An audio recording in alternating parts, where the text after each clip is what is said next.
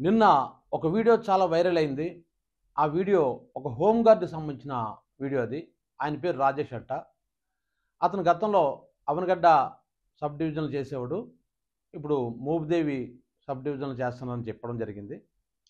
ఆ వీడియో చాలా హృద్యంగా ఉంది. అంటే చాలా బాధ అనిపించింది. ఆ సెల్ఫీ వీడియో తీసుకున్నాడాయన. ఎస్పీ గారికి దాన్ని అప్‌లోడ్ చేసే ఉద్దేశంతో ఆయన తీసుకున్నాడని చెప్పాడు.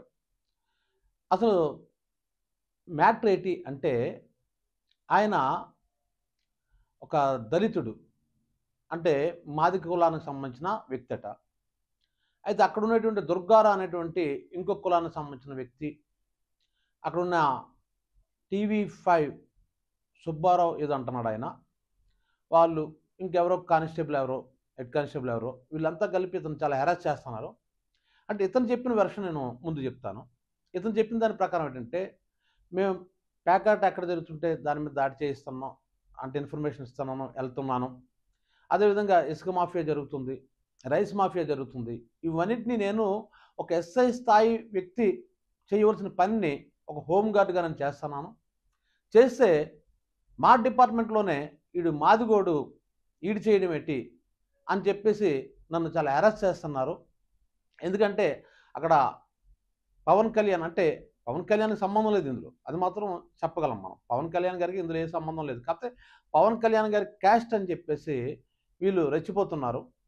మేము ఏదైనా ప్యాకెట దీని మీద మేము దాడి చేస్తే వెంటనే ఎమ్మెల్యే గారి నుంచి ఫోనొస్తుంది. మమ్మల్ని పని చేసుకోనివ్వటం లేదు.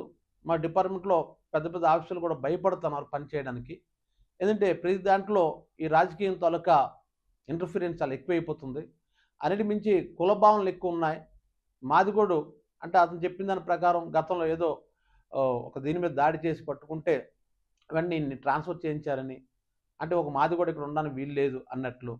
ఇతన్ని అరెస్ట్ చేస్తున్నారని చాలా భావోద్వేగానికి గురై చెప్పాడు. అంతే కాకుండా ఇక్కడ ఇంకో విషయం ఏంటంటే, ఆ హోమ్ గార్డ్ ఎవరైతే సదరు రాజేష్ అనే హోమ్ గార్డ్‌ని చంపించేయాలండి. అంటే రైస్ మాఫియా తోటి ఏదైనా దేనితోనో గుద్దించి చంపించేసి అది యాక్సిడెంట్ కేస్‌గా మేము కేస్ కడతాం అని కూడా ఆ డిపార్ట్మెంట్‌లో వాళ్ళు అన్నట్టే ఆయన చెప్తున్నాడాయన.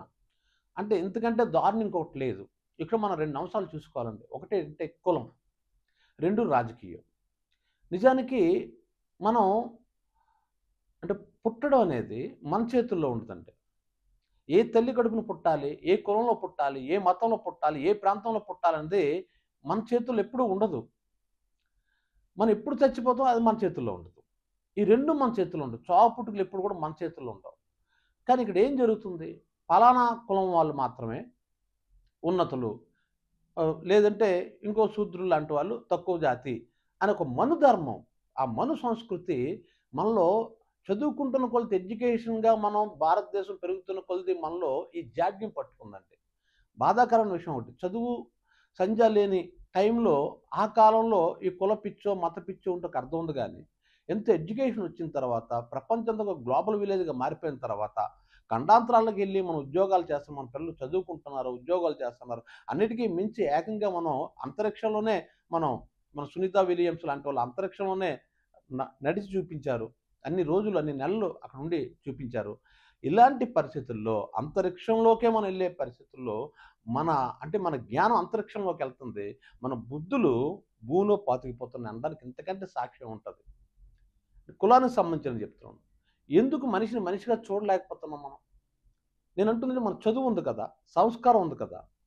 ఒక మనిషిని చూసినప్పుడు నీదే కులం అనే కులం కోణం నుంచి ఎందుకు చూస్తున్నారు? నీదే మతం మతం కోణం నుంచి ఎందుకు చూస్తున్నారు? మనందరం మనుషులం కాదా? ఈ భావన ఎక్కడి నుంచొస్తుంది? అంటే ముఖ్యంగా మన తల్లిదండ్రులే ఎక్కువ శాతం తల్లిదండ్రుల తాలూకా ప్రభావం ఉంటది పిల్లల మీద. తల్లిదండ్రులే చిన్నప్పటి నుంచి మనం పలానా క్యాస్ట్‌రా, మనం పలానా క్యాస్ట్‌రా, మన క్యాస్ట్‌లో ఎంత గొప్పోళ్ళున్నార్రా, ఇవన్నీ చెప్పడం వల్ల నేనిప్పుడు ఈ మధ్య కాలంలో చూసాను. మా అక్క మాకు మా బంధువు ఒకడొచ్చాడు. అతనంటున్నాడు, "మన కులమోడు క్రికెట్ ఆడితే నేను చూస్తానన్నాడంటే" ఏమనుకోవాలి ఇలాంటి మనుషుల్ని చూస్తే? చూడండి ఇక్కడ పాయింటు. క్రికెటు మన కులమోడు ఒకడున్నాడు. వాడు ఆడినప్పుడు మాత్రం క్రికెట్ చూస్తాడట. వాడు గాని టీమ్‌లో గాని లేకపోతే క్రికెట్ చూడడట. అంటే ఎంత దారుణమైనటువంటి హీన స్థితిలో, హీన జ్ఞానంతో మనం బ్రతుకుతున్నామో ఇది అర్థం పట్టం లేదా? మన తల్లిదండ్రులు మనకి చిన్నప్పుడు ఈ కులం పేరు చెప్పకపోయి ఉంటే, మన స్కూల్లో మాస్టర్లు కులం పేరుతో మనం చూడకపోయి ఉంటే, మన రాజకీయ నాయకులు మనం కులం పేరుతో చూడకపోయి ఉంటే, అది అసలు ఈ దేశానికి దుస్థితి ఎందుకు వస్తుంది? ఇది చాలా బాధాకరమైన విషయం ఇది. మరి ఎప్పుడు మనం తెలుసుకుంటాం? ప్రజల తప్పు కూడా ఉంది. మన కులం కూడా నిలబడితే మనం ఓటేద్దాం అని ప్రజలు ఎప్పుడైతే మన కులపోడు అని చూసి ఓటేస్తున్నారో, అటువంటి రాజకీయ నాయకులు కూడా కులం పేరుతో చీల్చేస్తున్నారు, మతం పేరుతో చీల్చుతున్నారు.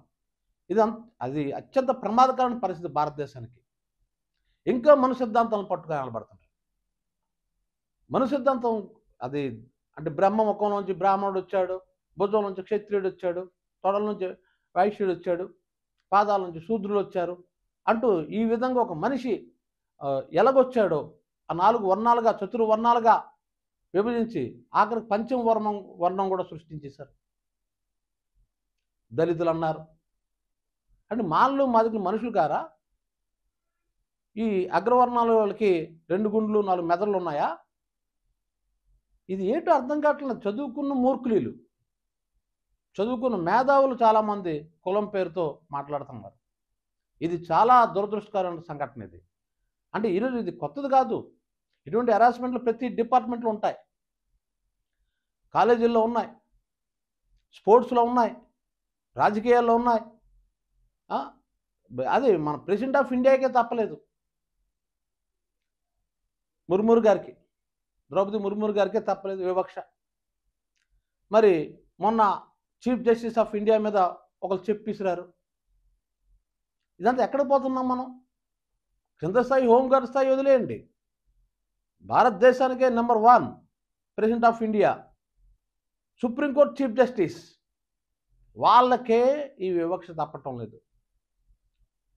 సాధారణ పౌరులు హోంగార్డులు అనగా ఏమాత్రం దీన్ని మనం అంటే ఇందులో మనం బయటికి రావాలంటే ఏం చేయాలంటే, మన తల్లిదండ్రులు చిన్నప్పుడే కులం మతం ఆ పేరు చివరిని కులం పేర్లు చెప్పడం. భాను వెంకటరామరెడ్డి గారు ఎందుకు ఈ పదం వాడానంటే, ముఖ్యమంత్రిగా ఉండేటప్పుడు ఆయన పేరు భవనం వెంకటరామరెడ్డి. అతను ఏం చేశాడో తెలుసా? ఆ రెడ్డి అనే పదాన్ని తొలగించుకున్నాడు. నన్ను భవనం వెంకట్రామ్ అని పిలండి అన్నాడు. అటువంటి సీఎంలు రావాలి. కానీ ఇక్కడే కులం చూసైనా ఓటేయరా అని నాయకులు అడుగుతుంటే మరి ఇలాంటి వివక్షలు రావా? కుల భావన కూడా లేవా మీకు ఓటేసినప్పుడు అని అడుగుతున్నారు. మరి ఇటువంటి నాయకులు ఉండేటప్పుడు ఇటువంటి సంఘటనలు జరగకపోతారా? మరి ఇంకెంత మంచి సంఘటనలు జరుగుతాయి, ఎంత దారుణమైన సంఘటనలు జరుగుతాయి. ఆయన ఏమంటాడు? నా మీద ఎంక్వైరీ అయ్యండి, నా వాళ్ళు తప్పు ఉంటే నన్ను శిక్షించండి, నన్ను ఉద్యోగం తీసండి, నన్ను చచ్చిపోమని చచ్చిపోతాను అని అంటున్నాడంటే ఎంత ఆవేదన ఉంది ఆయనలో. ఆయన నిజాయితీగా మాట చెప్పాడు. నిజమే, మేము తోడు బల్లోళ్ళకి అంచు ఇంకోళ్ళకి అంచు 100-50 మేము అడుగుతాం. ఎందుకంటే మా టీనీలకి డబ్బులు వస్తున్నాయి. మేము 20 రోజులు మాకు డ్యూటీ చేస్తే, నెల రోజులు డ్యూటీ చేస్తే 20,000 రూపాయలు వస్తాయి. ఆ 20,000 రూపాయలతో మేము భార్య పిల్లలు మేము పోషించుకోవాలి. కాబట్టి మేము 100-50 ఎవరైనా తీసుకుంటున్నాం. తీసుకోలేని అబద్ధం చెప్పడం లేదు. కానీ మేము పెద్ద పెద్ద కేసులు అప్పచెప్తున్నాం. ఎన్నో ఇట్లు మేము దాడులు చేస్తుంటాం. కానీ అటువంటి వాళ్ళని వదిలేస్తున్నారు. లక్షలు సీజ్ చేస్తుంటాం. అటువంటి వాళ్ళని వదిలేస్తున్నారు. ఏమంటే నువ్వు మాదిగోడివి అన్నట్లు నన్ను చూస్తున్నారు, నన్ను అరెస్ట్ చేస్తున్నారు అన్న ఆవేదనలో నిజంగా నిజాయితీ ఉంది. చాలా బాధాకరమైన సంఘటన. దీని మీద అందుకే నేను చెప్తున్నాను అన్నమాట. ఈ మనల్ని పరిపాలించిన వాళ్ళే ఏం చెప్తున్నారు? మా పార్టీ వాడు వస్తే మీరు గౌరవించండి, ఆయనకి కుర్చీ వేసి టీ ఇచ్చి మరి ఆడ పని చేసి పెట్టండి అంటే. మా పార్టీ వాడు ఏంటి? ఒకసారి గెలిచిన తర్వాత ముఖ్యమంత్రులు మంత్రులు అయిన తర్వాత అన్ని పార్టీ వాళ్ళు మీ పిల్లలే. ఆ రాజకీయ నాయకుల్లో ఆ విశాల దృక్పథం లేకపోవడం వల్ల మరింత దరిద్రం అయిపోయింది ఆంధ్రప్రదేశ్. చాలా బాధ అనిపిస్తుంది చూస్తుంటే. అంతేకాకుండా ఇక్కడ మనం చూసుకున్నట్లయితే ఇప్పుడు ఇదే నాయకులు, మన ముఖ్యమంత్రి గారు కావచ్చు, మన ప్రతిపక్ష నాయకులు కావచ్చు, లేదంటే డిప్యూటీ సీఎం గారు కావచ్చు, ఎవరైనా సరే పబ్లిక్ స్టేట్మెంట్ ఇవ్వండి ఎప్పటికైనా. ఏంటంటే కులాల మతాలు కాదు, పార్టీలు కాదు, మీరు న్యాయం గెలిపోండి అన్ని డిపార్ట్మెంట్ వాళ్ళు కూడా, రెవెన్యూ డిపార్ట్మెంట్ కావచ్చు, మున్సిపాలిటీ కావచ్చు, లేదా పోలీస్ డిపార్ట్మెంట్ కావచ్చు, ఏ వ్యవస్థ అయినా సరే మీరు నిజాయితీగా వెళ్ళండి, కులం చూడకండి, మతం చూడకండి, పార్టీలు చూడకండి అని మీ నాయకులు పబ్లిక్గా ప్రెస్ మీట్ ఏర్పాటు చేసి మీరు స్టేట్మెంట్ ఇస్తే అప్పుడు భయపడతారు. లేదంటే నేను డిప్యూటీ సీఎం గారి కులం, నేను లేదా మినిస్టర్ గారి కులం, లేదా సీఎం గారి కులం, లేదంటే ప్రతిపక్ష నాయకుడి గారి కులం అంటూ వీళ్ళు ఇక్కడ దందాలు సాగిస్తున్నారు. అది మీ దృష్టికి రాకపోవచ్చు. ఎంతవరకు మీ దృష్టికి అది రాకపోవచ్చు. ఇప్పుడు ఇంతకు అందుకే చెప్పానంట, ఇది పవన్ కళ్యాణ్‌కి తెలిసి జరిగింది అని నేను అన్నాను. ఎందుకంటే కింద లెవెల్‌లో జరిగింది డిప్యూటీ సీఎం వరకు ఎలాగెళ్తది? కుదరని పని అది. కానీ ఇప్పుడు తెలిసింది కదా! ఆయన వీడియో అప్‌లోడ్ చేశాడు, అది వైరల్ అవుతుంది కాబట్టి ఇప్పటికైనా నాట్ ఓన్లీ డిప్యూటీ సీఎం అందరూ కూడా అన్ని పార్టీ వాళ్ళు కూడాను ఒక వేదిక మీదకొచ్చైనా సరే, కనీసం ఇప్పటికైనా సరే ఒక వేదిక మీదకొచ్చి మీరు కులాలు చూడకండి. మాకు రాజకీయ గొడవలుంటాయి. మేము రాజకీయంగా ఎన్నైనా చేసుకుంటాం. కానీ ప్రజల మధ్య చిలికి రాకూడదు. మీరు కులాలు చూడకూడదని ఒక విశాల దృక్పథంతో మీరు ఒక స్టేట్మెంట్ ఇవ్వండి. తగ్గుతాయి. మా కులం పేరు చెప్పి ఎవడైనా మీ దగ్గరికి వచ్చి దందా చేస్తే నాకే డైరెక్ట్‌గా మీరు రిపోర్ట్ చేయండి. ఆడ తాట తీసేస్తాను అని మీరు అనుంటే ఈళ్ళు కింద స్థాయోళ్ళు ఈ విధంగా ప్రవర్తించరు. కాబట్టి మన దేశం కావచ్చు, రాష్ట్రం కావచ్చు, ఏదైనా సరే కావచ్చు, ఇదొక హోంగార్డ్ తాలూకు ఆవేదన కాదు. ఈ మధ్య కాలంలో కుల పిచ్చి లావైపోతుంది. ప్రజల్లో లావైపోతుంది, నాయకుల్లో లావైపోతుంది, అధికారులు లావైపోతుంది. చెప్తున్నా కదా! మా ఆఫీసర్లు కూడా సరే పని చేసుకోలేని పరిస్థితి వచ్చిందండి. ఒక సీఏ గారు కూడా భయపడుతున్నారు. ఒక ఎస్ఐ గారికి భయపడుతున్నారు. అందరూ భయపడే స్థితికొచ్చేసారు. ఎవరు ఆళ్ళ పనులు ఆళ్ళు సరిగ్గా చేయలేని పరిస్థితి, ఆళ్ళ డ్యూటీ చేయలేని పరిస్థితి వచ్చింది అని చెప్పాను. నేను ఇంతకుముందు ఒక వీడియో కూడా చేశాను దీని మీదే. పోలీస్ డిపార్ట్మెంట్ గురించి. ఎవరేం చెప్పినా మీరు వినకండి. మీకేది కరెక్టో అది చేసుకుంటూ వెళ్ళిపోండి. సుప్రీంకోర్టు కూడా అదే చెప్పింది. మిమ్మల్ని ఎవడైనా ఏదైనా అక్రమ అరెస్టులు గట్టా చేయమంటే రిటర్న్‌గా రాసి ఇమ్మంది. రిటర్న్‌గా మీ పై ఆఫీసర్లు రాసిస్తే అప్పుడు మీరు చేయండి అని సుప్రీంకోర్టు క్లియర్ గైడ్‌లైన్స్ ఇచ్చింది. మీరు అది పాటించండి. చూసారా మనం ఇప్పుడు ఆంధ్రప్రదేశ్ పోలీస్ డిపార్ట్మెంట్ తాలూకా ఇది చూసుకున్నట్లయితే, ర్యాంకింగ్ చూసుకున్నట్లయితే 16%తో మనం 36వ ర్యాంక్‌లో ఉన్నాం. అంటే ఇంకా చెప్పాలంటే వెస్ట్ బెంగాల్ కంటే మనం వెనకబడి ఉన్నాం. ఇంకా చెప్పాలంటే చివరిది మనదే. నేను అదే హెచ్చరించాను. ఒక 6 నెలల క్రితం అనుకుంటాను. ఒక వీడియో చేసి పోలీస్ డిపార్ట్మెంట్ తన ఉనికిని కోల్పోతుంది. మీరు కనపడిన 4వ సింహం. మీరెవరు చెప్పినా వినకండి. మీకేది నచ్చిందో అంటే ఏది న్యాయం అని మీకు అనిపించిందో అది చేయండి. అప్పుడు పోలీస్ డిపార్ట్మెంట్ గౌరవం పెరుగుతాది. అందుకని ఈరోజు మినిస్టర్లు ఉంటారు, ముఖ్యమంత్రులు ఉంటారు, రేపు పోతారు. రేపు జగన్ వస్తాడు. అతను పోతాడు, ఇంకోడు వస్తాడు. అతను పోతాడు, ఇంకొకడు వస్తాడు. ప్రభుత్వాలు మారుతుంటాయి, ముఖ్యమంత్రులు మారుతుంటారు. కానీ మీరు 38 సంవత్సరాలు దాదాపుగా మీరు డిపార్ట్మెంట్‌లో ఉంటారు. మీరు శాశ్వతం, వాళ్ళు కాదు. అలా 5 సంవత్సరాలకు ఒకళ్ళు మారిపోవచ్చు. వాళ్ళు గ్యారంటీ కాదు. వాళ్ళని నమ్మి మీరు ఏదైనా పనులు చేస్తే తర్వాత చిక్కులు మీరు పడతారని ఇప్పుడు కాదు, నేను 6 నెలల క్రితమే పోలీస్ డిపార్ట్మెంట్ గురించి ఒక వీడియో చేసి నేను చెప్పడం జరిగింది అందులో. ఇప్పుడు అదే జరుగుతుంది. అందుకే మన ర్యాంకింగ్ ఎంత 36 ర్యాంక్. లాస్ట్ ర్యాంక్ మనది ఆంధ్రప్రదేశ్‌ది. తెలుసా మీకు?